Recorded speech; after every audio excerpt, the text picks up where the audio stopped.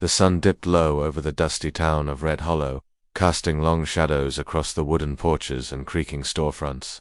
A silence hung heavy in the air as the townsfolk lined the boardwalk, pretending to sweep or sip tea, their eyes fixed on the scene unfolding outside the saloon. Lena stood tall, her soot-streaked apron still tied from a long day at her father's blacksmith shop, a legacy she'd fought hard to keep after his death.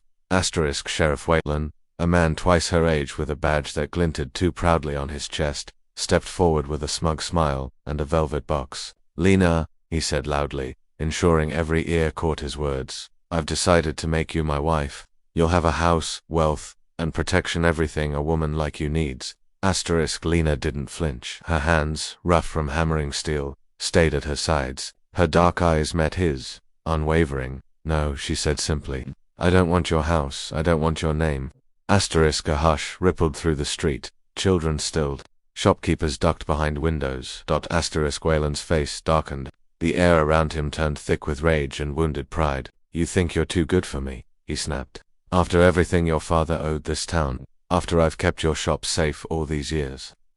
Lena's jaw tightened, but her voice held steady. "You didn't do it for me. You did it for control. I'd rather be poor and free than rich and owned." The sheriff's hand twitched toward the pistol at his belt. "Watch your mouth," he growled. "I could have you arrested for slander, for theft, for anything I damn well please." Still, she didn't move. Her spine remained straight, her chin held high. "Then do it," she said. "Show them who you really are." The sheriff turned to the gathering crowd, expecting agreement, but found only lowered gazes and shifting feet. Not one person met his eye. Cowards, every one of them. He spit in the dirt and turned away. "You'll regret this, girl," he said under his breath. "Mark my words." As he walked off, Lena stood alone in the growing dusk. Her heart pounded, but she refused to show fear. No one spoke, no one came to her side. But inside, a fire had been lit, one that would not be extinguished by threats or silence. Because Lena knew something the sheriff didn't. Her story wasn't his to write. The moon hung high and cold in the midnight sky, casting silver light over the jagged cliffs outside Red Hollow. The wind howled through the canyon below, as if warning of the darkness about to unfold. Lena's wrists were bound, her ankles scraped from being dragged through dry brush and stone. Her mouth was gagged until moments before, and now she stood barefoot, bruised and trembling at the very edge of the cliff she had once visited with her father as a child. Sheriff Whalen stood behind her, his badge catching the moonlight like a blade. Beside him, two deputies kept their heads low, as if the dirt beneath their boots held more dignity than what they were about to do. "This didn't have to happen," Lena Whalen said softly, almost tenderly. "You could have had everything, but instead, you chose pride." "I chose freedom," she spat, voice raw but fierce. Whalen's face twisted into something cruel. "You chose to disrespect the law, and I can't let that go unpunished. What kind of sheriff would I be if I let women run wild, thinking they can say no?" One deputy winced, but didn't move. The other grabbed Lena's arm roughly. She jerked away, stumbling slightly but staying on her feet. Her eyes flicked to the stars above, steady and silent, as if they bore witness to injustice too often. "You're not the law," Lena said quietly. "You're just a coward hiding behind a badge." Whalen stepped closer. "Say goodbye, girl." Then, without ceremony, he nodded. The deputies shoved. Time slowed. Lena felt the air whip around her. The earth vanished beneath her feet. The stars blurred, but she did not scream. She did not beg. She closed her eyes, not in fear but in fierce, burning defiance. And in a voice barely louder than the wind, she whispered, "You don't own my story." The canyon swallowed her. And the sheriff turned his back. Certain he'd erased her, but what he didn't know, what he couldn't imagine, was that Lena's story was far from over. The first light of dawn crept over the horizon, washing the jagged cliffs in pale gold. Dew clung to the grass along the riverbed, and the water murmured softly, unaware of the blood staining its edge.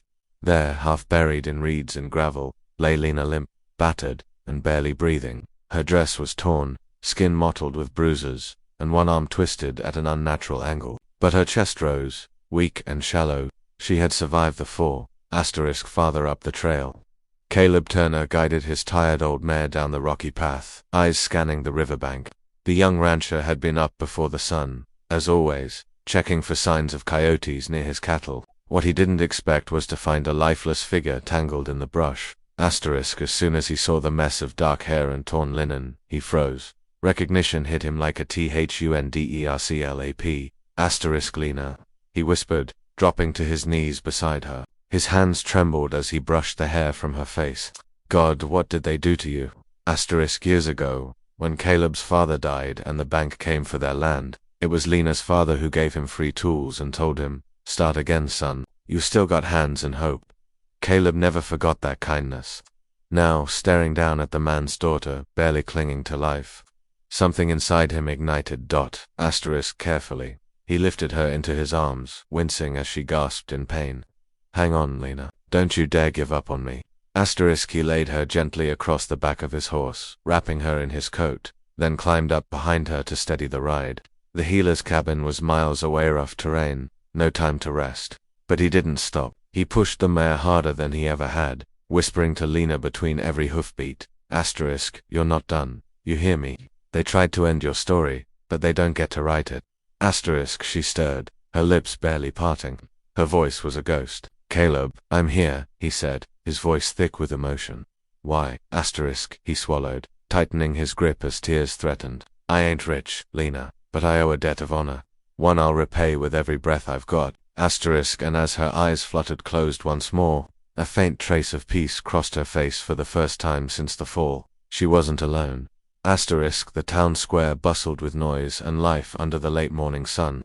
Market day brought chatter, clinking coins, and the scent of fresh bread, but beneath it all lingered an uneasy quiet as if everyone was waiting for something they couldn't name. Then, the rhythm broke. Asterisk. All eyes turned as the crowd parted, confused murmurs rippling through the air. Caleb Turner stepped into the square, gripping the handles of a rough, handmade cart. In it sat Lena, wrapped in a blanket, her face still, bruised, one arm in a sling, and her jaw tight with pain, but her eyes were open, fierce, and unbroken. A hush fell. Caleb wheeled her to the center of the square and stopped. For a moment, silence pressed in like a storm cloud.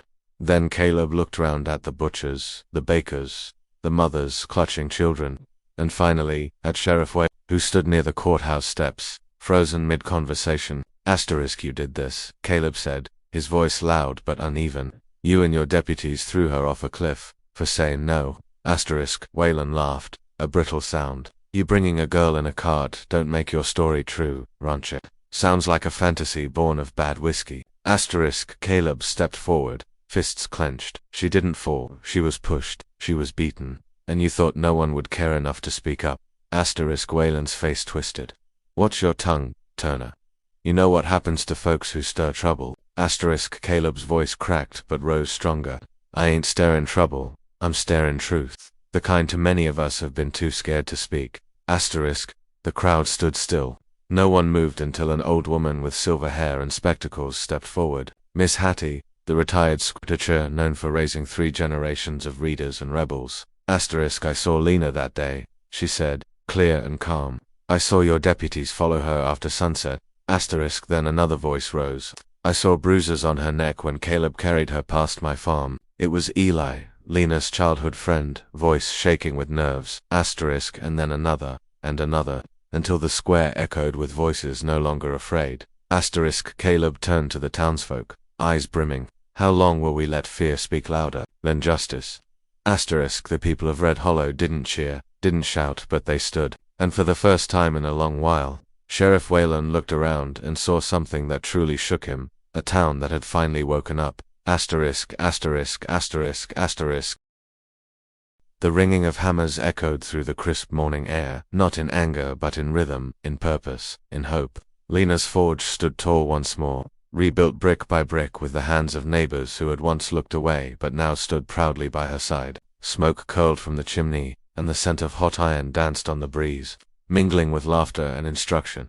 Asterisk. Inside, Lena moved steadily between workbenches, her arm now healed, her spirit even stronger. Young girls from all corners of Red Hollow watched her with wide eyes, mimicking her grip on tools, trying to copy her confident stance. Some were daughters of farmers, others orphans she'd taken in her self-itch, one learning to shape more than metal. They were learning to shape their own power. Asterisk. Outside, Caleb hauled sacks of coal and tended to the horses. pausing now and then to glance inside the forge with quiet pride. The ranch was thriving again, and though he never sought credit, the townspeople knew it was his courage that had lit the first spark. Justice had come, not in noise, but in consequence. Sheriff Whalen had been stripped of his badge, tried by a judge, brought in from the capital. The 2 deputies confessed under pressure. He was gone, and no one mourned him. Today. As the sun poured golden light through the open forge doors, Lena bent down beside a young girl with soot on her cheeks and 2 small shoes. Her name was Millie, an orphan from the edge of town who rarely spoke but never missed a single lesson. Lena held out a small hammer. Its handle wrapped in leather Caleb had stitched by hand. She placed it gently in Millie's hands. This is yours now, Lena said softly. It's not just for metal. It's for your voice, your future. Millie looked up wide-eyed and speechless. Lena smiled, her eyes full. No one will ever throw your voice off a cliff again, you hear me? The little girl nodded, clutching the hammer like a treasure, as the forge buzzed with life around them. Lena stood tall once more, no longer the girl who had been silenced, but a woman who had turned pain into power. She glanced outside, where Caleb tipped his hat and offered his quiet smile. And for the first time in a long time, Red Hollow didn't just feel like a town, it felt like a beginning.